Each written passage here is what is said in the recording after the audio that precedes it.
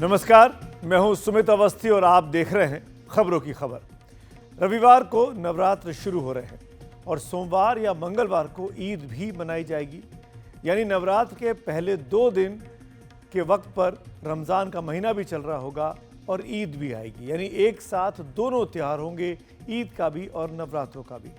अलग अलग त्योहारों के रंग, उनके पकवानों की खुशबू और ऐसी विविधता में एकता तो सिर्फ भारत में ही हो सकती है। यही तो भारत की पहचान है। इसीलिए खबरों की खबर में सबसे पहले हम आपको दिखाएंगे कि आज अलविदा नमाज यानी ईद से ठीक पहले वाले जुम्मे की नमाज सही सलामत अदा हो गई। खास तौर पर उत्तर प्रदेश में सड़कों पर नमाज पढ़ने पर मनाही थी और बहुत सी जगहों पर जिन लोगों ने नमाज पढ़ी उन्होंने प्रशासनिक इस आदेश का पूरी तरीके से पालन किया, सड़कों पर वो नहीं निकले। लेकिन बड़ा सवाल यह है कि सड़क पर नमाज पढ़ने या न पढ़ने के पीछे का तर्क क्या है। मेवाड़ के राजा राणा सांगा पर संग्राम आज एक बार फिर छिड़ा। सड़कों पर विरोध प्रदर्शन है तो संसद में भी हंगामा बरपा हुआ है। हम आपको बताएंगे कि क्या राणा पर रण में अखिलेश यादव ने कांग्रेस को फंसा दिया है। और तीसरी खबर के तौर पर हम आपको एक बार फिर मेरठ की वो कहानी याद दिलाएंगे जिसने पूरे देश को हिला के रखा है। मेरठ की मुस्कान ने जिस तरह प्रेमी संग मिलकर अपने पति को मार डाला था, उसका साइड इफेक्ट अब दिखने लगा है। कहीं उसके साथ भी मेरठ वाले पति का हाल न हो, इस डर से एक पति ने अपने पत्नी की शादी उसके प्रेमी से करवा दी। इस कहानी को आगे विस्तार से बताएंगे। और ग्रेटर नोएडा में एक गर्ल्स हॉस्टल में लगी आग की इनसाइड स्टोरी भी आपको बताएंगे, जिसे सुनने के बाद आप 100 बार सोचेंगे कि ऐसा आखिरकार क्यों हो रहा है, इतनी बड़ी लापरवाही क्यों। खैर, आगे बढ़ेंगे। शुरुआत अलविदा नमाज से करते हैं जो आज अदा की गई। अब ईद का इंतजार है। उत्तर प्रदेश में अलविदा की नमाज के लिए सुरक्षा चाक चौबंद थी और सड़कों पर नमाज अदा करने की इजाजत प्रशासन ने नहीं दी थी। ईद के लिए भी ऐसी ही व्यवस्था की जा रही है। लेकिन विपक्ष के साथ ही बीजेपी के जयंत चौधरी जैसे सहयोगी, जो कि सरकार में मंत्री भी है मोदी सरकार में, उन जयंत चौधरी ने भी इस प्रशासनिक फैसले पर जो कि यूपी में लिया गया उस पर सवाल उठाए हैं। आलम यह है कि ईद और अलविदा की नमाज यूपी, बिहार से लेकर दिल्ली तक आखिरकार क्यों ये सियासी जंग चल रही है।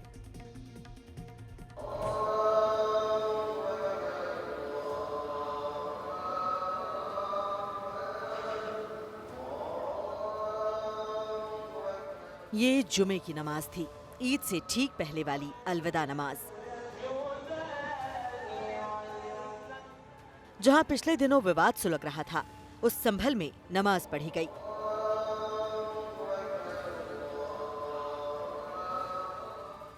उत्तर प्रदेश की राजधानी लखनऊ हो,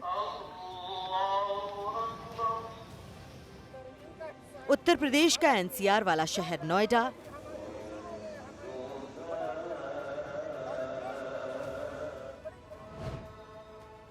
महाकुंभ वाली मिट्टी प्रयागराज हो या मेरठ हो, हर जगह नमाज बड़ी शिद्दत के साथ पढ़ी गई। लेकिन हर जगह नमाज या तो मस्जिदों में पढ़ी गई या फिर उन जगहों पर जहां प्रशासन ने इजाजत दे रखी थी। कहीं भी सड़कों पर या सार्वजनिक जगहों पर नमाज नहीं पढ़ी गई और ना ही कहीं से किसी अप्रिय घटना की खबर आई। जिस संभल में पुलिस प्रशासन से लेकर आम लोगों तक संभल कर चल रहे थे, वहां भी अलविदा की नमाज बड़े अमन और शांति के साथ संपन्न हो गई। हमने पब्लिक प्लेसेस, स्पेशली रोड्स के ऊपर जो पहले पढ़ते थे, उसके लिए हमने अनुरोध किया था। अपने घरों के ऊपर कहीं भी पढ़े, कोई भी प्रतिबंध नहीं था। ये भ्रामक समाचार बीच में आया था और उसका हमने खंडन भी किया था। केवल जो एएसआई प्रोटेक्टेड एरिया, जो विवादित धर्म स्थल है, इसके चारों ओर 8-10 ऐसे मकान हैं जो जर्जर अवस्था में थे। उन 8-10 मकानों के लिए हमारे यहाँ अधिकारियों ने बोला था। उसके अतिरिक्त किसी प्रकार का कोई प्रतिबंध नहीं था। अपने घरों में कहीं भी पढ़े। अलविदा की नमाज मस्जिदों में ही हो और नमाज के दौरान पूरी शांति रहे, इसे तय करने के लिए पूरे उत्तर प्रदेश में सुरक्षा के कड़े इंतजाम किए गए। ड्रोन कैमरों से निगरानी की गई। लोकल पुलिस से लेकर आरएएफ जवानों ने पैनी नजर गड़ाए रखी। अब ईद में भी सुरक्षा ऐसी ही रहेगी और नमाज भी ऐसे ही अदा की जाएगी, सिर्फ मस्जिदों में, सड़कों पर नहीं। सरकार कहती है कि ऐसा आदेश कानून व्यवस्था बनाए रखने के लिए है, लेकिन विपक्ष को लग रहा है कि मुसलमानों को परेशान किया जा रहा है। देखिए, बड़ी बात नहीं, देखिए जो चीजें हैं, लोग नमाज मस्जिद में अदा करते हैं या स्वतंत्र हैं, घर पे भी नमाज पढ़ते हैं, टाइम हो गया तो कहीं भी नमाज पढ़ लेते हैं। तो सरकार जो कह रही है कि सड़क पर, तो सड़क पर नमाज क्यों पढ़ने जाओगे भाई? सड़क पर नमाज पढ़ना, सड़क थोड़ा नमाज पढ़ने के लिए बनी है। अगर जगह नहीं है तो आपके घर जगह है, बहुत से ऐसे मैदान है, आप कर लीजिए, कोई दिक्कत। सरकार की मंशा है कि त्योहार सकुशल निपटे, आपस में किसी तरह की कोई बात ना हो। सौगाते मोदी की आप लोग बात कर रहे थे एक दिन, तो ये अगर सिर्फ ऊपरी दिखावा है तो हमें नहीं चाहिए ऐसी सौगात। हमें चाहिए हमारे हक अधिकार जो हमारे देश में संविधान के जरिए हमें मिले हुए थे और उनको कायम रखा जाए, यही हमारी मांग है। नमाज पढ़ने वालों की दलील है कि ईद के मौके पर या आखिरी जुमे की नमाज के वक्त आम दिनों की तुलना में भीड़ ज्यादा बढ़ जाती है, इसलिए सड़कों पर भी नमाज पढ़ने की नौबत आ जाती है। लेकिन उत्तर प्रदेश में कानून व्यवस्था कायम रखने के लिए सड़कों पर नमाज पढ़ने पर पाबंदी लगा दी गई। इससे राजनीति तेज हो गई। देखिए, संभल के अंदर तो बिल्कुल संभल को इन्होंने एक टारगेट कर लिया है। संभल के लोगों में कोई बैर नहीं है, कोई वैमनस्य नहीं है, ना संभल में कोई झगड़ा है, लेकिन ये संभल को तो एक टारगेट करने की कोशिश की जा रही है। मुझे नहीं समझ में आता, नमाज और नवरात्र एक साथ क्यों नहीं हो सकते? क्यों नहीं हो सकते भाई? पहले नहीं हुए क्या? सदियों से हो रहे हैं, कोई आज पहली बार हो रहा है? ये तो ऐसे कर रहे हैं जैसे होली पहली बार आ रही, नवरात्रे पहली बार आ रहा है, ईद पहली बार आ रही। ऐसा नहीं है। ये नफरत कहीं ना कहीं अपनी सत्ता बचाने की नफरत है, इसके अलावा मुझे कुछ नहीं नजर आता। अगर सरकार इस चीज पाबंदी लगाती तो कोई वैकल्पिक जगह हमें दे के जिस जगह हम नमाज अदा कर सके सब लोग एक साथ होकर करके, लेकिन सिर्फ इस वजह से कि सिर्फ मुसलमानों की नमाज है तो उस प्रकार से रोकना ये चीज गलत है। इस चीज की मैं कड़े शब्दों में निंदा करता हूँ। और जहाँ तक छतों की बात है, छत किसी के अपनी आदमी मालिक है, उस पर एतराज करना ये तो बिल्कुल ही संवैधानिक जो अधिकार है उसका हनन है। दरअसल विवाद इस बात पर भी भड़का था जब मेरठ के एसएसपी ने ये कह दिया था कि सड़क पर नमाज पढ़ने वालों के पासपोर्ट और हथियारों के लाइसेंस रद्द हो सकते हैं। लेकिन बाद में उनकी सफाई आई कि इस बयान के पीछे उनकी मूल भावना क्या थी। एक बयान दिया जिसमें आपने कहा था कि पासपोर्ट रद्द कर दिया जाएगा जो भी लोग सड़क पर नमाज पढ़ेंगे। उस बयान पर कुछ लोगों ने ये कहा कि ये इस तरीके का बयान आपको नहीं देना चाहिए, आपस में सौहार्द है और आपकी मीटिंग भी हो चुकी थी कि सड़क पर कोई नमाज नहीं पढ़े। नहीं, ये देखिए गलतफहमी है। इसमें मैंने जो बोला था ये बोला था कि रिक्वेस्ट की गई है और जो बैठेगा उसके खिलाफ कानूनी कार्रवाई की जाएगी। उसके बाद मैंने ये भी बताया था कि जिसके खिलाफ यूजुअली मुकदमा पंजीकृत रहता है तो उसमें हमारे पास जो पासपोर्ट और लाइसेंस के लिए आता है उसका क्लियरेंस तब तक नहीं दिया जाता जब तक कोर्ट से एनओसी प्राप्त ना हो जाए। ये मैंने उस दिन भी क्लैरिफाई किया था। ये गलतफहमी है लोगों को। इसमें ये बताया गया था कि अगर कोई कानूनी कार्रवाई किसी के ऊपर पेंडिंग है, मुकदमा पंजीकृत है, criminal case specially, not civil case, तो उसमें हम लोग तब तक क्लियरेंस नहीं देते हैं। तो मैंने इसी कॉन्टेक्स्ट में ये चीज़ बताई थी। बल्कि उत्तर प्रदेश की प्रतिक्रिया दिल्ली तक दिखी, जहां ओवैसी की पार्टी सड़क पर नमाज पढ़ने की चेतावनी दे रही है। ये जो बयानबाजी कर रहे हैं इनको मालूम होना चाहिए कि ये दिल्ली है, संभल या मेरठ नहीं है। ये दिल्ली सबकी है और यहाँ नमाज भी होगी और ईद भी मनाई जाएगी और सब लोग उसमें साथ देंगे। अगर मस्जिद में जगह कम पड़ जाएगी कहीं पर तो सड़क पर भी नमाज होगी। इन सब के बीच बिहार में सड़कों पर नमाज पढ़ने पर कोई रोक नहीं थी। ये तो उसी दिन से साफ था जब मुख्यमंत्री नीतीश कुमार ने इफ्तार पार्टी दी थी और उसमें बीजेपी के नेता और मंत्री भी पहुंचे थे। लेकिन अलविदा की नमाज आते आते बीजेपी के तेवर थोड़े बदल गए और आरजेडी भी अपने सियासी अंदाज में आ गया। जहां नमाज का जगह है वहां नमाज पढ़े, मदरसा में जाके नमाज पढ़ाइए, मस्जिद में नमाज पढ़ाइए, और उससे ज्यादा जगह की कमी है ना तो कब्रिस्तान में जगह बनाइए, वहां बहुत लंबा लंबा घेर कर रखे हैं, वहां नमाज पढ़वाइए। मस्जिद के बगल में जो रोड है किसी के बाप की जागीर है क्या? हर अनुष्ठान में भीड़ें होती है 1 घंटा आध घंटा के लिए, तो गैर जिम्मेदाराना बयान है, असंवैधानिक है। चेतना होता मुख्यमंत्री जी को तो बर्खास्त न कर दिया गया होता, लेकिन चेतना कहां है? इस बीच कई जगहों पर मुसलमान काली पट्टी बांधकर नमाज अदा करते दिखे। ओवैसी ने भी काली पट्टी बांधकर नमाज अदा की। दरअसल all India Muslim personal law board ने वक्फ संशोधन बिल का विरोध करने के लिए काली पट्टी लगाकर नमाज अदा करने की अपील की थी। हमने जो है सरकार को मेमोरेंडम दिया है, हमने जो है जेपीसी के साथ मुलाकात की है, जेपीसी को 5 करोड़ के करीब हमने ईमेल भेजे हैं मुसलमानों ने।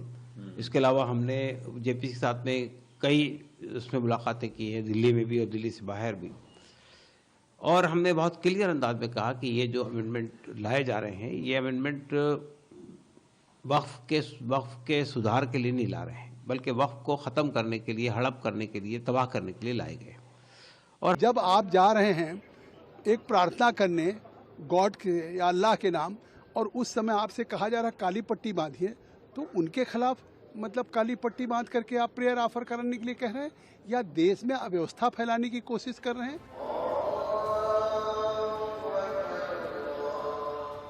अब इंतजार ईद का है। सबकी दुआएं और नजरें इसी बात पर हैं कि अमन और शांति के साथ भाईचारे का ये त्योहार संपन्न हो। एनडीटीवी इंडिया की रिपोर्ट।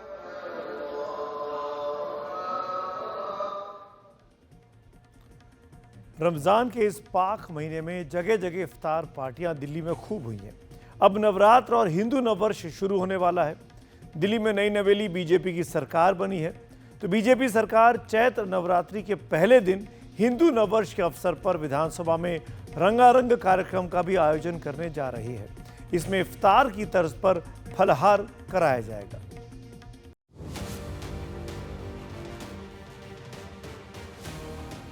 सरकार बदली है तो दिल्ली में सरकार का अंदाज भी बदला है। पहली बार दिल्ली विधानसभा में हिंदू नववर्ष का कार्यक्रम होने जा रहा है। इस मौके पर सिंगर कैलाश खेर अपने बैंड के साथ परफॉर्म करेंगे। सरकार का कहना है कि पहले अन्य कार्यक्रम होते थे, लेकिन हिंदू नववर्ष का नहीं। बड़ा कार्यक्रम हिंदू नववर्ष का होगा, उसके साथ साथ रामनवमी का, हनुमान जयंती का कार्यक्रम भी होगा, और ये सभी कार्यक्रम जो परिपूर्ण होंगे ये अम्बेडकर जयंती के दिन दिल्ली सरकार के सभी विभाग बहुत उत्साह के साथ अम्बेडकर जयंती का कार्यक्रम को सेलिब्रेट करेंगे। दिल्ली विधानसभा में नववर्ष, क्रिसमस, इफ्तार जैसे कार्यक्रम पिछली सरकार में होते रहे हैं। इफ्तार की जगह फलहार का आयोजन 30 तारीख को किया जाएगा। विधानसभा स्पीकर का कहना है कि पहले कई कार्यक्रम हुए हैं, लेकिन ये सरकार अब नया कुछ कर रही है। ये बहुत ही खुशी की बात है कि विधानसभा के इतिहास में पहली बार ऐसा हो रहा है कि दिल्ली विधानसभा के परिसर में नव वर्ष संवत्सर 2082 के आगमन पर यहाँ पर स्वागतम कार्यक्रम किया जा रहा है, और इसमें बहुत बड़ी संख्या में दिल्ली के अलग अलग क्षेत्रों से लोग उपस्थित रहेंगे। हिंदू नववर्ष के अगले ही दिन ईद भी है, लेकिन बीजेपी सरकार के मंत्री इसको लेकर खामोश हैं। वो जिनको मनानी है वो मना ही रहे होंगे। नहीं, सरकार है आपकी, आप मंत्री हैं, क्या जिस तरीके से आप हिंदुओं का त्यौहार मना रहे हो वैसे मुसलमानों का त्यौहार भी मनाएंगे? जिन लोगों को मनाना है वो मना रहे। आम आदमी पार्टी के विधायक का कहना है कि फलहारी, इफ्तारी, नवरात्रि, रमजान भी मनाए जाने चाहिए। हमें फलहारी से भी कोई दिक्कत नहीं है, बस सरकार ने जो वादे किए हैं उसे पूरा नहीं कर रहे हैं। दिल्ली में सरकार बदलते ही कई चीजें बदल रही हैं। बीजेपी जिस तरह की राजनीति करती है वो अब सरकार में झलक रहा है। सरकारों का रंग पार्टी बदलते ही बदल जाता है, जैसा अब दिल्ली में देखने को मिल रहा है। मैं अश्विनी कुमार, एनडीटीवी इंडिया के लिए। मेवाड़ के महाराजा राणा सांगा पर समाजवादी पार्टी सांसद रामजी लाल सुमन के आपत्तिजनक बयान पर घमासान थमने का नाम नहीं ले रहा। एक तरफ करणी सेना से लेकर अखिल भारतीय विद्यार्थी परिषद तक सड़क पर संग्राम कर रहे हैं, तो संसद के भीतर भी रण आज एक बार फिर से छिड़ गया। आज भी राज्यसभा में इस मामले पर जमकर हंगामा हुआ। आखिरकार राणा सांगा पर बचे कोराम के पीछे राजनीतिक कारण क्या है, इसको समझने के लिए हमारी एक खास रिपोर्ट देखिए। मुसलमान तो बाबर की औलाद है और तुम गद्दार राणा सांगा की औलाद हो। कोई भी रीजन, कोई भी जाति का नेशनल हीरो को अपमान नहीं करना चाहिए। इसको मैं कंडेम करता हूं। I would therefore want this house to unanimously endorse. 21वीं सदी के संसद भवन में 16वीं सदी उतर आई। मेवाड़ के महाप्रतापी राजा राणा संग्राम सिंह उर्फ राणा सांगा पर समाजवादी पार्टी के सांसद रामजी लाल सुमन की गूंज कभी लोकसभा तो कभी राज्यसभा में सुनाई पड़ती रही। राज्यसभा में सभापति जगदीप धनखड़ ने एक आम राय बनाने की कोशिश की कि राणा सांगा जैसे व्यक्तित्व पर लांछन नहीं लगाना चाहिए। I would urge everyone, we have heroes all over.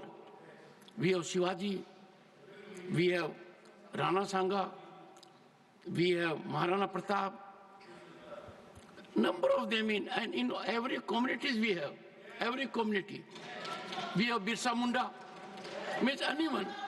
I would therefore want this house to unanimously endorse that as members of this house, we will maintain highest rectitude when it comes to sensitive issues. 1508 में मेवाड़ के राजा बने राणा सांगा की पहचान एक साहसी और बहादुर योद्धा की रही है, जिन्होंने अपने बदन पर 80 से ज्यादा घावों के बावजूद दुश्मनों से मोर्चा लेना नहीं छोड़ा। इसलिए उन पर सुमन के बयान पर सदन में टीका टिप्पणी शुरू हो गई। राणा सांगा को लेकर के जो वक्तव्य दिया, अगर यहाँ से हटा भी दिया, वो बाहर सोशल मीडिया और न्यूज में तो वो तो बिल्कुल चल रहा है और सुन के किसी को कैसे मंजूर होगा जो भाषा और जिस लहजे में माननीय सदस्य जी ने राणा सांगा के बारे में बोला है। इसलिए मैं आपके बात को सहमत करते हुए मेरा तरफ से ये दरखास्त है, हम लोग आपका स्टेटमेंट को, ऑब्जर्वेशन को एंडोर्स करते हुए विशेष करके जो इंडी गठबंधन है कि नेता कांग्रेस पार्टी को भी मैं अनुरोध करता हूं, आप भी खुले तौर पर ऐसे स्टेटमेंट का खंडन कीजिए और चेयरमैन साहब ने जो ऑब्जर्वेशन किया है, कोई भी रीजन, कोई भी जाति का नेशनल हीरो को अपमान नहीं करना चाहिए, देश में भी और इस सदन में भी। इस पूरे मामले में राज्यसभा की स्थिति ये रही कि समाजवादी पार्टी पूरी तरह अपने सांसद रामजी लाल सुमन के पक्ष में खड़ी थी, वहीं बीजेपी पूरी तरह रामजी लाल सुमन के बयान पर ऐतराज जताती रही, जबकि कांग्रेस राणा सांगा के सम्मान के पक्ष में भी दिखने की कोशिश कर रही थी और सुमन के लिए भी। आप सुनिए कि राज्यसभा में विपक्ष के नेता मल्लिकार्जुन खड़गे ने क्या कहा। इस देश में जो भी पैट्रियट्स हैं, देश के लिए लड़े हैं, उनका मैं सम्मान करता हूं, लेकिन इसका मतलब ये नहीं है कि कानून अपने हाथ में लेकर अगर कोई किसी के घर पे जाकर तोड़फोड़ करता है, ये और तोड़फोड़ करता है, अगर उसकी संपत्ति को तोड़ता है, ये कभी हम नहीं मानेंगे। इसको मैं खंडन करता हूं। इस चीज को आपके बात से सहमत है, लेकिन इन्होंने वो मुद्दा उठाकर एक पे जान मारने की कोशिश करते हैं, उसके घर पे जाते हैं और उसकी गाड़ी तोड़ते हैं, घर तोड़ते हैं। ये अपमानजनक जो दलितों के खिलाफ हो रहा, ये कभी नहीं सहन करेंगे, हम नहीं मानेंगे। अब सवाल है कि कांग्रेस दो तरफा क्यों दिख रही है। जानकारों का मानना है कि मुस्लिम वोट का सवाल कांग्रेस और समाजवादी पार्टी के बीच दीवार बन सकता है।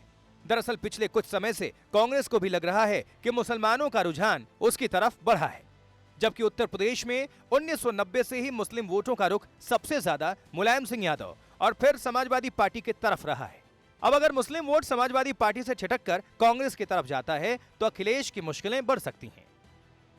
ऐसा करके उन्होंने मुसलमान वोटों के ध्रुवीकरण, तुष्टीकरण के लिए यह बयान दिया है।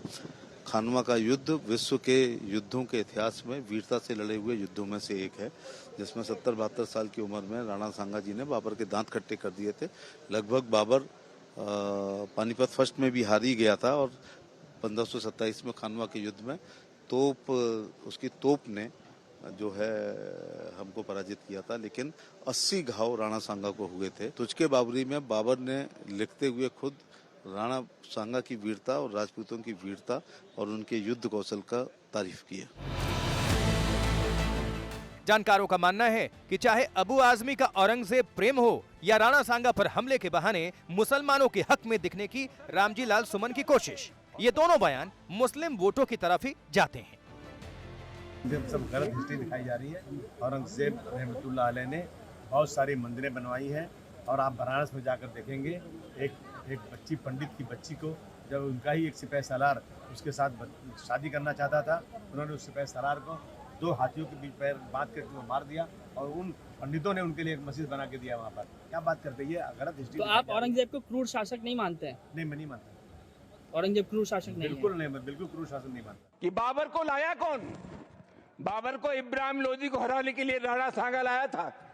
तो मुसलमान तो बाबर की औलाद हैं और तुम गद्दार राणा सांगा की औलाद हो, ये हिंदुस्तान में तय हो जाना चाहिए। अगर बाबर की तो आलोचना करते हैं, राणा सांगा की आलोचना नहीं करते।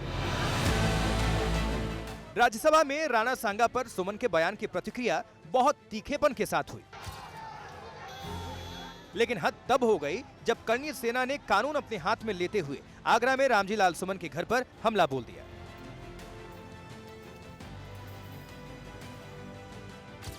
समाजवादी पार्टी ने इसे दलित पर हमला बता दिया। अब राज्यसभा में खड़गे ने अपने बयान के एक तीर से 3 निशाने करने की कोशिश की। नंबर 1, राणा सांगा का नाम भले ही नहीं लिया, लेकिन उनके बहाने ये बताने की कोशिश की कि हिंदू शासकों के प्रति कांग्रेस सम्मान का भाव रखती है। नंबर 2, उन्होंने राणा सांगा का नाम न लेकर मुस्लिम वोटों के लिए अपनी उम्मीदों का एक दरवाजा खुला रखा। और नंबर 3, सुमन के घर पर हमले की निंदा करके समाजवादी पार्टी के प्रति अपने सहयोग का प्रदर्शन भी कर दिया। लेकिन खड़गे के बयान से बीजेपी संतुष्ट नहीं हुई। रामजी लाल सुमन जी ने कहा है वो इतना निंदनीय है, इतना बेशर्मी का वाक्य है, इतना ज्यादा घोर उन्होंने अपमान किया है देश के वीरों का। और उसके ऊपर जब के लीडर ऑफ द ऑपोजिशन इतने वरिष्ठ राजनेता होने के बावजूद इसको एक ऐसा ट्विस्ट देने की कोशिश कर रहे हैं जो बार बार ये करते हैं। इस सदन में कई बार हमने देखा है कि जात पात पे देश को बंटवारा करना, जात पात पर लोगों के बीच में गलत भ्रमित करना, फॉल्स नैरेटिव बनाना, ये जो खड़गे जी का बार बार करने की कोशिश होती है वो भी उतनी ही निंदनीय है। इस सदन से एक आवाज गूंजे कि पूरा सदन एक आवाज में, एक स्वर में रामजी लाल सुमन जी के वाक्य को, उनके जो बात उन्होंने कही है उसको कंडेम करता है, उसको निंदनीय मानता है। माननीय सांसद रामजी लाल सुमन ने जो उस दिन कहा था, अगर उन्होंने महसूस कर लिया होता कि गलती से कह दिया या भाषण देने के आवेश में उनके मुंह से निकल गया और उन्होंने सदन के भीतर या सदन के बाहर भी अगर ये स्पष्टीकरण दिया होता कि मैं ऐसा नहीं कहना चाहता था और कह दिया होता कि मैंने जो कुछ कहा मैं उसके लिए शर्मिंदगी महसूस करता हूं और पूरे देश से माफ़ी मांगता हूं, तो बातें उसी दिन ख़त्म हो गई होती। आश्चर्य की बात है, माननीय सांसद जी का बयान आया, मैं मरते मरते मर जाऊंगा लेकिन मैं अपनी बात वापस नहीं लूंगा। जब तक जीवित रहूंगा तब तक मैं इस बात को वापस नहीं लूंगा। यह बताता है कि जो कुछ उन्होंने कहा था सोच समझ के कहा था, होशो हवास में कहा था, नियोजित तरीके से कहा था और यह जो संपूर्ण इंडी ठगबंधन है ये इस इंडी ठगबंधन की मानसिकता को द्योतक करता है। पिछले लोकसभा चुनाव में बीजेपी बहुमत के आंकड़े से थोड़ा पीछे रह गई थी। राजनीतिक व्याख्याकारों ने माना है कि जगह जगह राजपूतों की नाराजगी से बीजेपी की मुश्किलें बढ़ गई। जिस राजस्थान में बीजेपी ने 2014 और 2019 में 25 में से 25 सीटें जीती थीं, वहां 2024 में 14 पर चली आई। अब राणा सांगा के जरिए बीजेपी राजपूत वोटों को साधने की कोशिश कर सकती है। और महाराणा प्रताप को किसी के प्रमाण पत्र की जरूरत नहीं है। उन्होंने 2 बार इब्राहिम लोदी को हराया है और उन्होंने बाबर को हराया है और खनवा के युद्ध में वो मूर्छित हुए थे, हारे नहीं थे और उनके शरीर में 80 घाव थे और उन्होंने 3600 कौम भील भाई सबको लेकर लड़ाई लड़ी है और उन्होंने हमेशा लोगों को जोड़ने का काम किया है। तो आज जो ये सभ्यता की, ये गरिमा की जगह है, राज्यसभा से ये सांसद क्या बोल रहे हैं, नीचे तक एक गलत संदेश पहुंचा रहे हैं, लोगों के अंदर इतना आक्रोश है। तो अगर सांसद में ही, राज्यसभा में ही उनको कड़ी कार्रवाई होती तो आज नीचे तक लोगों के अंदर आक्रोश नहीं होता और कोई कानून हाथ में नहीं लेता। मैं कहूंगा, वीर कभी मरते नहीं, वो सदा जिंदा रहते हैं, कभी दिलों में कभी इतिहास में अमर रहते हैं। साहस इतना था शूरवीर राणा सांगा में, भर भर देश के दुश्मन कांपते थे थर थर। मेवाड़ शिरोमणि को तुम नीचा क्या दिखाओगे, मुगलिया सोच की औलादो, जिनके 80 घाव थे तन पर, व्यथा नहीं थी मन में। आज अगर राणा सांगा जिंदा होते तो तुम जैसे दूर कोने में बैठकर टोपियां सिल रहे होते। राणा सांगा जो है वो संपूर्ण भारतवर्ष के लिए जो है वो स्वाभिमान, स्वतंत्रता संघर्ष का एक प्रतीक है। ये वो योद्धा है जिनकी वजह से आज हमारा वजूद है। 100 के 100 युद्ध उन्होंने लड़े, वो सब के सब महाराणा प्रताप जी खुद कहते हैं कि उनकी वो इंस्पिरेशन रहे हैं। हमारे क्षत्रिय समाज के लिए वो एक बहुत बड़ी हमारे स्वतंत्रता सेनानी या एक तरह कह लीजिए कि वो हमारी बहुत बड़ी धरोहर है। तो उनका इस तरह से अपमान करना, आए दिन कोई ना कोई इस तरह से एजेंडा चलाना और देश में ये प्रतिक्रिया लाना, ये क्रोध की और ये एक मन मुटाव की और काटने की या बंटवारा करने की ये जो भावना हमेशा लाते रहना, ये बहुत ही गलत बात है। संसद भवन के अंदर से समाजवादी पार्टी के सांसद रामजी लाल सुमन ने राणा सांगा के नाम पर विवादों का जो तीर छोड़ा है वो कई नए विवादों के घाव पैदा कर सकता है। एनडीटीवी इंडिया की रिपोर्ट। इतिहास के पन्नों में जब राणा सांगा का चैप्टर खोला तो यहां वर्तमान में इतिहास से निकलकर तो राजनीति शुरू हो गई दलित बनाम ठाकुरों की। जब दलितों की बात होगी तो बहन मायावती कैसे चुप रहेंगी। राणा सांगा विवाद में अब बीएसपी अध्यक्ष मायावती की एंट्री हो गई है। मायावती ने बहुचर्चित गेस्ट हाउस कांड का राग छेड़ दिया है। उन्होंने ट्वीट कर कहा, आगरा की हुई घटना के साथ साथ सपा मुखिया को इनकी सरकार में दिनांक 2 जून 1995 को लखनऊ स्टेट गेस्ट हाउस कांड में इस पार्टी द्वारा मेरे ऊपर कराए गए जानलेवा हमला भी इनको जरूर याद कर लेना चाहिए तथा इसका पश्चाताप भी जरूर करना चाहिए। साथ ही मायावती ने कहा, आगरा घटना की आड़ में अब समाजवादी पार्टी अपनी राजनीतिक रोटी सेकना बंद करे तथा आगरा की हुई घटना की तरह यहां दलितों का उत्पीड़न और ज्यादा ना कराए।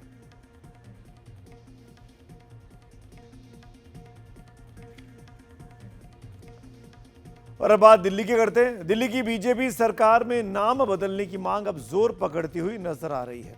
बीजेपी के 4 विधायकों ने दिल्ली के अलग अलग विधानसभा का नाम बदलने की मांग कर दी है। मुस्तफाबाद विधानसभा का नाम बदलने को लेकर विधायक मोहन सिंह बिष्ट, जो कि डिप्टी स्पीकर भी हैं, वो एक प्रस्ताव ला रहे थे आज, लेकिन आखिरी वक्त में तकनीकी कारणों को बताकर इस सत्र में फिलहाल इस प्रस्ताव को टाल दिया। लेकिन अगले सत्र में ये मसला जरूर हावी रहेगा।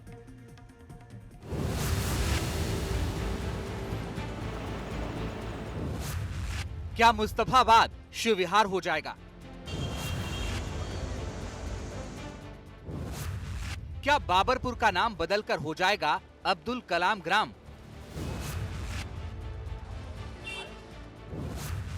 क्या नजफगढ़ अब बन जाएगा नाहरगढ़?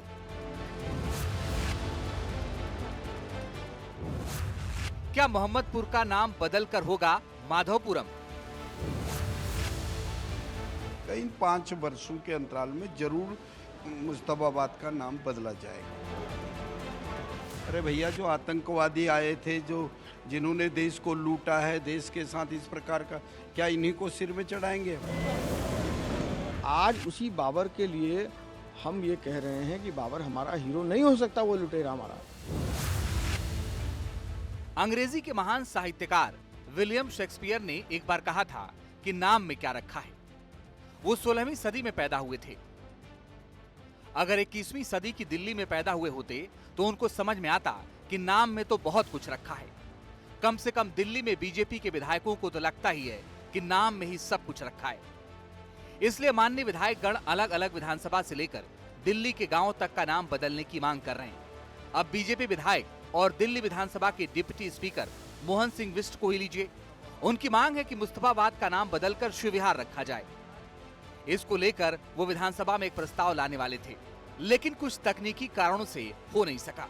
लेकिन विधानसभा के अगले सत्र में आएगा जरूर।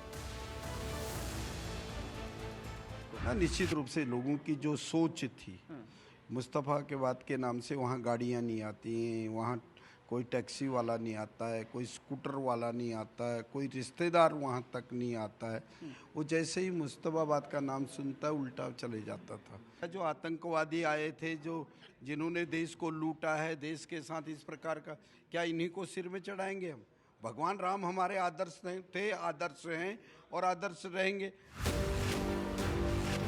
मोहन सिंह बिष्ट इकलौते विधायक नहीं है जिन्होंने नाम बदलने की मांग की।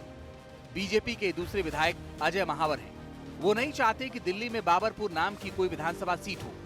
महावर चाहते हैं कि उसका नाम बदलकर एपीजे अब्दुल कलाम के नाम पर रखा जाए, क्योंकि बाबर आक्रांता था और फिर उसके नाम पर किसी विधानसभा का नाम क्यों होना चाहिए? बाबर लुटेरा था, आक्रांता था, बर्बर था, जिसने हमारे प्रभु श्री राम के मंदिर को ध्वस्त करके और बाबरी ढांचा बना लिया था वहाँ, जिसने अयोध्या जैसे पवित्र नाम को फैजाबाद में बदल दिया था। तब किसी ने प्रश्न क्यों नहीं उठाया? आज उसी बाबर के लिए हम ये कह रहे हैं कि बाबर हमारा हीरो नहीं हो सकता, वो लुटेरा हमारा। तो लोग कहते हैं भाई हिंदू मुस्लिम, अरे मैं तो कह रहा हूँ मोहनपुरी वहाँ एक अच्छी कॉलोनी है, उसके नाम पर रखा जाए। और अगर हिंदू मुस्लिम की बात है तो अब्दुल कलाम जी के नाम पर रख दीजिए। अशफाकुल्ला खान साहब ने कंट्रीब्यूशन किया है इस देश के लिए, फ्रीडम फाइटिंग में अब्दुल गफ्फार साहब ने, सीमांत गांधी के नाम से मशहूर थे, रख दीजिए। वो मेरा हीरो हो सकता है। मुस्लिम हैं इसलिए विरोध नहीं है। नाम बदलने का काम वो लोग करते हैं जिनके बस की काम नहीं होता। नाम इसलिए बदला जा रहा है कि काम उनके बस की नहीं है। 2500 रुपये देना उनके बस की नहीं है। लोग पूछ रहे हैं 2500 रुपये दो, लोग पूछ रहे हैं 50,000 नौकरियां दो, उस पर उनके पास जवाब नहीं है। इसलिए वो मुद्दे से भटकाने के लिए नाम बदलने की राजनीति करते हैं। अगर तुम्हें नामों से इतनी नफरत है तो दिल्ली में बहुत सारी जगह है, किसी को मुगलों के से दिक्कत है, किसी को नाम से दिक्कत है। जिस विधानसभा में आप खड़े हो, ये भी तो गुलामों की निशानी है। जब अंग्रेज थे उन्होंने तो बनाया था, तो बदल दो ना, किसने तुम्हें रोका? तुम्हारी सरकार है, तुम्हारे हाथ में ताकत है, जो करना कर लो। नाम बदलने की होड़ ऐसी है कि बीजेपी विधायक नीलम पहलवान ने नजफगढ़ का नाम नाहरगढ़ बदलने की मांग की है, तो विधायक अनिल शर्मा मोहम्मदपुर गांव का नाम माधवपुरम करने की मांग कर चुके हैं। हालांकि अभी तक किसी भी नाम पर फैसला नहीं लिया गया है। नाम बदलने का चलन पिछले कुछ दिनों से बहुत ज्यादा जोर पकड़ चुका है। दिल्ली और आसपास ही देखें तो औरंगजेब रोड का नाम बदलकर एपीजे अब्दुल कलाम रोड हो चुका है। रेसकोर्स रोड, जिसके 7 नंबर बंगले में प्रधानमंत्री का आशियाना होता है, उसका नाम भी बदलकर अब लोक कल्याण मार्ग हो गया है। उसी तरह डलहौजी रोड का नाम दारा शिकोह रोड पड़ गया है। दिल्ली से सटे गुड़गांव का नाम अब गुरुग्राम हो गया है। इसी बीच नेता प्रतिपक्ष आतिशी ने नाम बदलने की राजनीति को लेकर बीजेपी सरकार पर हमला बोला है। आतिशी ने कहा कि सरकार अपने वादे पूरा नहीं कर पा रही है, इसलिए वो मुद्दे से भटकाने के लिए नाम बदलने की बात कर रहे हैं। आज पूरे दिन एक ऐसी तस्वीर वायरल होती रही जो हर परिवार को चिंता में डालती है। हो सकता है आपके किसी परिचित परिवार के बच्चे किसी प्राइवेट हॉस्टल में रहते हों। ऐसे में यह खबर आंखें खोलने वाली है। दिल्ली से सटे ग्रेटर नोएडा में एक गर्ल्स हॉस्टल में आग लग गई, जिसके बाद लड़कियों को ऊपर की मंजिल से कूदकर जान बचानी पड़ी। आखिर ये हादसा क्यों हुआ? क्या हॉस्टल के मैनेजमेंट में कहीं कोई लापरवाही की थी? ये रिपोर्ट देखिए।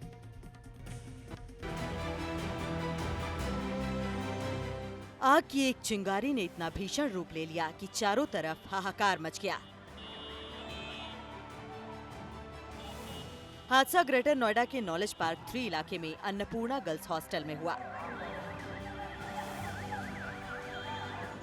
इमारत की बालकनी में 2 लड़कियां खड़ी हैं। खौफ के मारे उन्हें कुछ नहीं समझ में आ रहा। थोड़ी ही देर बाद नीचे से कुछ लोग मौके पर जमा हो गए। इमारत से लकड़ी की सीढ़ी को लगा दिया गया और लड़कियों को नीचे उतरने का इशारा किया गया। लेकिन सीढ़ी की पहुंच बालकनी में खड़ी लड़कियों तक नहीं थी। खुद को बचाने के लिए लड़की ने अपनी जान को जोखिम में डाल दिया। इसके बाद भी वो सीढ़ी तक नहीं पहुंच पाई और उसके बाद जो कुछ हुआ वो देखकर आपका दिल दहल जाएगा।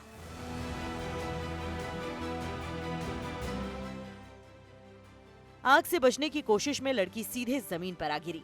हादसे में वो जख्मी हो गई।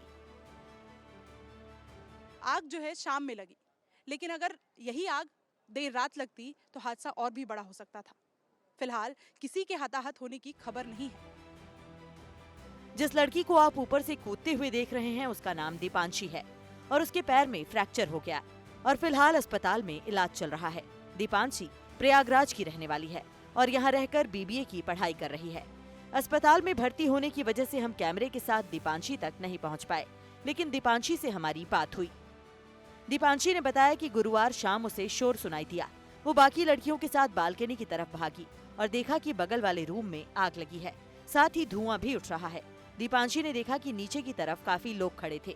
तभी किसी ने एक सीढ़ी लगाई और लड़कियों को नीचे उतरने को कहा, लेकिन जो सीढ़ी थी वो दूसरी मंजिल तक ही आ पाई। दीपांशी ने नीचे के फ्लोर पर लगे एसी पर पैर रखकर दूसरी मंजिल की बालकनी पर जाने की कोशिश की, तभी पैर फिसल गया। छत पे फंस गए थे, बहुत धुआं था तो हम नीचे नहीं जा पाए थे, तो इसलिए हम छत पे भागे। वी थॉट कि छत पे सेफ होगा, बट धुआं बहुत ऊपर आ गया तो छत पे भी सेफ नहीं था। फिर हमें बगल वाली बिल्डिंग में सीढ़ी लगा के इवैक्यूएट किया गया उधर वाली बिल्डिंग से। और जिस टाइम ये हादसा हुआ उस टाइम पे कितने लोग मौजूद थे यहाँ पर? हॉस्टल की सारी लड़कियाँ थी, सब कॉलेजेस से उस टाइम आई ही थी, वो टाइम था, तो आई गेस मोस्ट प्रोबेबली सारी लड़कियाँ थी। जो हमारे ओनर थे वो भाग के ऊपर आए बिकॉज उन्होंने देखा हम ऊपर फंसे हुए हैं, तो वो फायर एक्सटिंग्विशर लेके आए थे ऊपर एंड दे हेल्प्ड अस कि दूसरी वाली बिल्डिंग से जंप करवा के हमें नीचे उतारा। बिकॉज हमें बहुत लेट पता चला कि आग लगी। हमारी फ्रेंड का कॉल आया तो उसने बताया कि ऐसे ऐसे हो गया है, तो हम नीचे नहीं जा पा रहे थे तो छत पे चले गए बिकॉज हमें लगा खुला होगा। तो हमने गर्ल्स हॉस्टल के मालिक से पूछा कि क्या आपको इस इलाके में हॉस्टल चलाने की इजाजत मिली हुई है। आपके पास हॉस्टल को लेकर एनओसी जितने भी प्रोवाइड होते हैं वो सारी चीज़ें हैं? हाँ मैम, जब हम बिल्डिंग कोई रेंट पे लेते हैं किसी से भी तो वो सब चीज़ें हम पूरी करते हैं। और फायर ब्रिगेड की तरफ से जो एनओसी मिलता है? जी मैम, वो भी हम पूरा करते हैं। वो हो सके कि एक बार मेरे को अपनी टीम से बात करनी पड़ेगी कि उसमें क्या है क्या नहीं, वो मेरी टीम बता पाएगी, जो मेरी अकाउंट्स की टीम है या मैनेजमेंट की टीम है। हमने हॉस्टल के अंदर जाकर सुरक्षा इंतजाम की पड़ताल की कोशिश की, लेकिन यहाँ मौजूद स्टाफ ने अंदर जाने से रोक दिया। इस बीच फायर ब्रिगेड के कर्मचारी ने कैमरे पर आने से इनकार करते हुए कहा कि 15 मीटर से नीचे की इमारत को एनओसी नहीं दिया जाता और ये इमारत 15 मीटर से कम हाइट की है। इस बीच अन्नपूर्णा गर्ल्स हॉस्टल के बाहर हमें कुछ ऐसे लोग भी मिले जिन्होंने आरोप लगाया कि हॉस्टल को गलत तरीके से चलाया जा रहा है। तो किसी बच्चे के लिए कोई यहाँ आपको कोई सिक्योरिटी सिस्टम, कोई जो फंक्शनल फायर सेफ्टी सिस्टम होता है कुछ नहीं है, ना फायर ना सीडीओ का फायर जो जैसे एग्जिट होता है वो होता है, सब इलीगल है। यहाँ एफएआर जो होता है, जो अथॉरिटी का एफएआर बिल्डिंग बनाने का होता है वो 15 मीटर है, जबकि इन्होंने इलीगली उसको कम से कम 21 मीटर या 25 मीटर बनाया हुआ है। और जबकि ये रेजिडेंशियल है और इसको लैंड यूज़ खुद से चेंज करके, जिसमें अधिकारियों की मिलीभगत है। भाई जब कोई यहाँ पर चीज़ों को इतने बड़े चीज़ खराब कर रहा है कि यहाँ ये सब कर रहा है, भाई इंजाम भी जरूरी है, उनको पता है, लेकिन सबकी अपनी सेटिंग हो रखी है। और इतना बड़ा स्कैम आप देख सकते हो, कम से कम 90% हॉस्टल्स रेजिडेंस की ज़मीन पे बने हुए और जो धड़ल्ले से चल रहे हैं और लगभग बच्चे पूरी फीस भी देते हैं 1.5 से 2 लाख रुपए, और उसके बाद भी अगर ये हादसे हो रहे हैं और ये सब हो रहा है तो ये बहुत सोचनीय है कि कल को भी हादसे होने तय है। मैडम, ये चीज़ें इलीगल तरीके से बनी हुई हैं। यहाँ कुछ ही हॉस्टल्स जो हैं, जैसे नालंदा लिविंग हो गया और भी कुछ हॉस्टल्स हो गए, वही सिर्फ 1-2 जो ब्रांच हैं वो लीगल होती हैं, वो लीगल हैं, जो कमर्शियल लैंड पे बनी हुई है। बिल्डिंग के बाहर जली हुई किताबें, बैग और हॉस्टल के अंदर रखी दूसरी चीजें जली हालत में फैली हुई हैं। हादसा इस बात का संकेत दे रहा है कि कहीं न कहीं लापरवाही तो हुई है और खतरनाक ये भी है कि ऐसे हॉस्टल धड़ल्ले से नोएडा जैसे कई शहरों में चल रहे हैं। और अब बात करते हैं मेरठ की। मेरठ के सौरभ हत्याकांड के बाद ऐसी और भी खबरें सामने आई हैं। ग्वालियर और औरैया से लेकर जयपुर तक ऐसी वारदात देखने को मिली जिसके किरदार पति, पत्नी और कोई तीसरा शख्स है। लेकिन यूपी के संत कबीर नगर से एक चौंकाने वाली खबर सामने आई। किरदार इसमें भी 3 हैं, लेकिन यहाँ पर एक पति ने अपनी पत्नी की शादी उसके प्रेमी से करा दी और वजह ये बताई कि उसे मेरठ वाले हत्याकांड को देखकर डर लग गया था।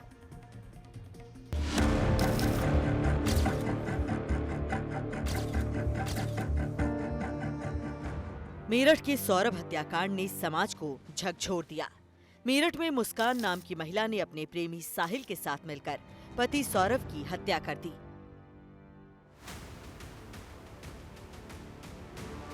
और शव के टुकड़ों को एक ड्रम में डालकर सीमेंट से सील कर दिया। इस वारदात के बाद कुछ लोग डर रहे हैं कि उनके साथ भी कुछ वैसा ही ना हो जाए जैसा मेरठ में हुआ। ऐसे ऐसे कांड यहाँ हो रहे हैं, इसीलिए हमको बहुत डर हो गया। ऐसे ऐसे कांड यहाँ हो रहे हैं, इसीलिए हमको बहुत डर हो गया। मेरठ से 748 किलोमीटर दूर संत कबीर नगर से एक चौंकाने वाली खबर आई है। खबर यह है कि एक पति को इस बात का डर हो गया है कि कहीं उसका भी वही हाल ना हो जाए जो सौरभ राजपूत का हुआ। और इसके बाद उसने क्या किया, आप खुद देख लीजिए। लाल कमीज में जो युवक है उसका नाम बबलू है। बीच में काली शर्ट में विकास है और विकास के बगल में जो महिला है वो बबलू की पूर्व पत्नी राधिका है। राधिका और विकास अब पति पत्नी है। दिलचस्प बात यह है कि बबलू ने खुद अपनी पत्नी राधिका की शादी उसके प्रेमी विकास से करा दी है। ऐसे ऐसे कांड यहाँ हो रहे हैं, इसीलिए हमको बहुत डर हो गया। ऐसे ऐसे कांड यहाँ हो रहे हैं, इसीलिए हमको बहुत डर हो गया। कहानी संत कबीर नगर जिले के कटार जोत गांव की है। गांव के बबलू ने अपनी पत्नी की शादी उसके प्रेमी से करा दी। बबलू के सामने उसकी पत्नी ने अपने प्रेमी के गले में माला डाली। प्रेमी ने बबलू की पत्नी के गले में माला डाली। सिंदूर की रस्म हुई और गांव के मंदिर में बुजुर्गों के सामने हिंदू रीति रिवाज से विवाह संपन्न हुआ। बाकायदा कोर्ट की ओर से नियुक्त कर्मचारी भी इस शादी के साक्षी बने। और सबसे बड़ी बात यह है कि खुद बबलू भी अपनी पत्नी और उसके प्रेमी के विवाह का गवाह बन गया। कुछ साल पहले संत कबीर नगर के रहने वाले बबलू की शादी गोरखपुर की राधिका से हुई। कहा जा रहा है कि राधिका की नजदीकी गांव के ही एक युवक विकास के साथ पढ़ने लगी। इसकी जानकारी होने पर राधिका के पति बबलू अपनी पत्नी के साथ तहसील पहुंचे। शादी के लिए शपथ पत्र बनवाया और मंदिर पहुंचकर पत्नी का हाथ उसके प्रेमी के हाथों में सौंप दिया। उसको साथ उसके हम पकड़े और उसके बाद उसको लेके भाग गई। इसीलिए हम अपने गांव पड़ोस को बुला के लेके गए। उसके बाद उसको मंदिर में उसकी शादी करवा दिए। बात करते हुए पकड़े थे, वो लेके भागने का प्लान बना रहा था। भाग भी गया, लेके भाग भी गया था उसको। अब ये पता नहीं कहाँ लेके भाग गया। थाने पे हम जब जाके FIR डाले तब उसके बाद वो पकड़ के आया। 4 दिन 4 दिन बाद आई। वो शाम को 4 बजे के टाइम करीब उसी मर्द के साथ जिसके साथ भागी थी वो। अच्छा, उसका विकास नाम है लड़के का। तब क्या माहौल होता है, वो कहती है हम इसको जो है हम रखेंगे और रखेंगे, इसी पे हम रहेंगे। तो हम लोग मजबूर होकर जो है इसको शादी करवाना पड़ा।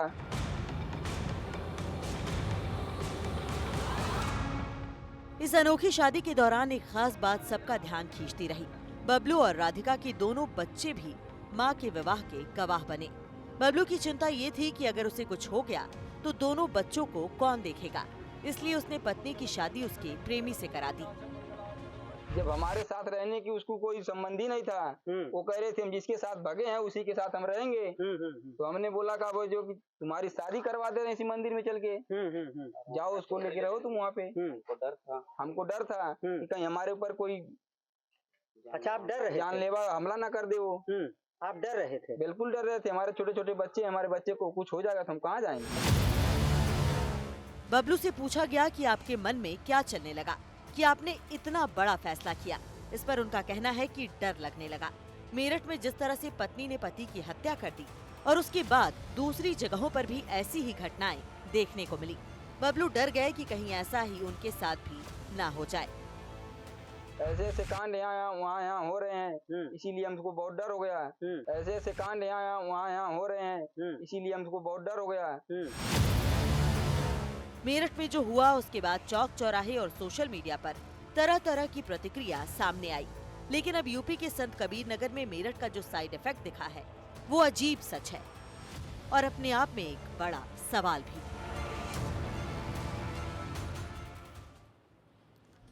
और अब आपको बिहार के पूर्णिया ले चलते हैं, जहां एक पुल पर बवाल मचा हुआ है। मामला किसी पुल के टूटने का नहीं है, मामला पुल के लिए किसी आंदोलन का भी नहीं है। मुद्दा यह है कि पुल तो बन गया, लेकिन सरकार पुल को अब तोड़ना चाहती है। क्या है माजरा, देखिए इस रिपोर्ट में। अभी सोचिए कैसे जाएंगे, कपड़ा समेट के जाएंगे, कैसे जाएंगे? जेंट्स रहता है तो शर्म लगता है, कैसे करके जाएंगे? इस महिला की पूरी बात सुनेंगे तो हिल जाएंगे, लेकिन आगे बढ़ने से पहले बैकग्राउंड समझ लीजिए।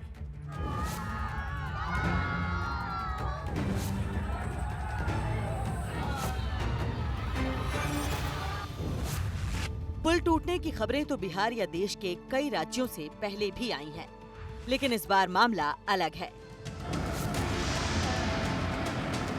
हम लोग ना तोड़ने के लिए दिए, काहे तोड़ने के लिए देंगे? हम लोग को सुविधा होगा जिंदगी भर के वास्ते। पुल पर फिर से तूल है, लेकिन इस बार पुल टूटा नहीं है, बल्कि प्रशासन की टीम पुल को तोड़ने के लिए पहुंची है। ये बिहार के पूर्णिया में रहमत नगर इलाका है। यहाँ की कारी कोसी नदी पर स्थानीय लोगों ने अपनी कोशिशों से पुल बनाया, लेकिन इस पुल को तोड़ने के लिए बुलडोजर पहुंच गया। आरोप यह है कि पुल सरकार ने नहीं, बल्कि जमीन माफिया ने बनाया है।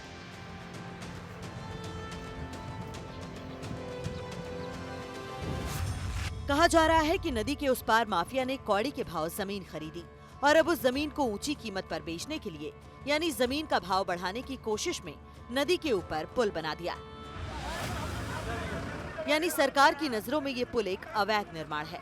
गुरुवार को जब नगर निगम की टीम पुल को तोड़ने के लिए पहुंची तो उसे स्थानीय लोगों के विरोध का सामना करना पड़ा।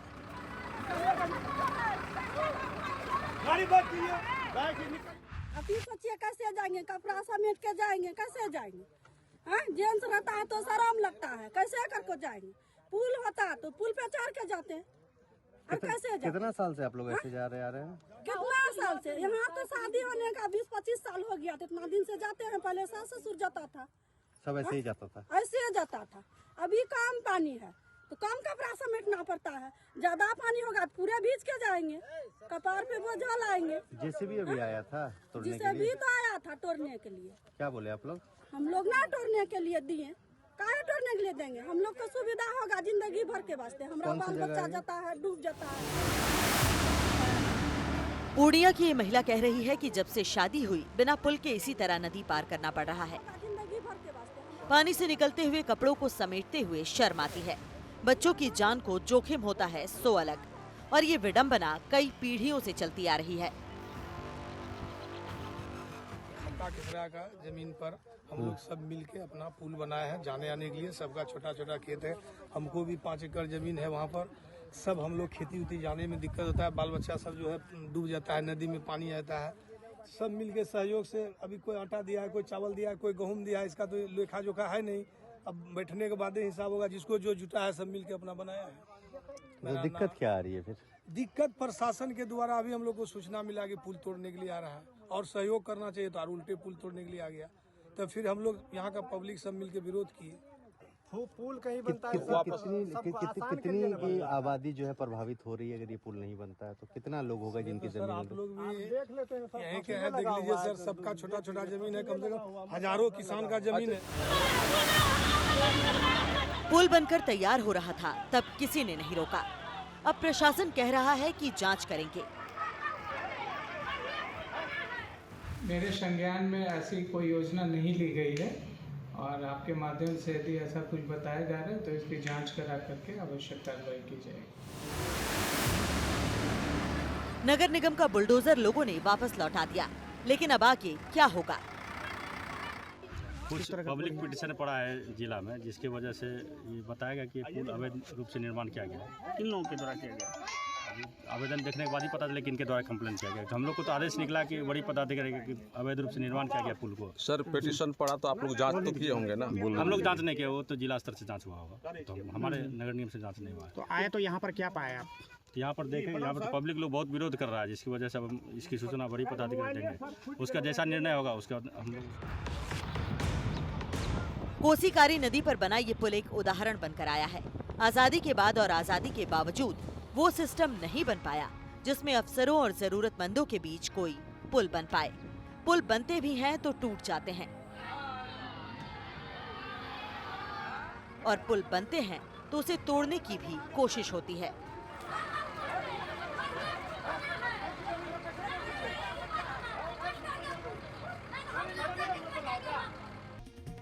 तो आज खबरों की खबर में मेरे साथ इतना ही। शुभ रात्रि।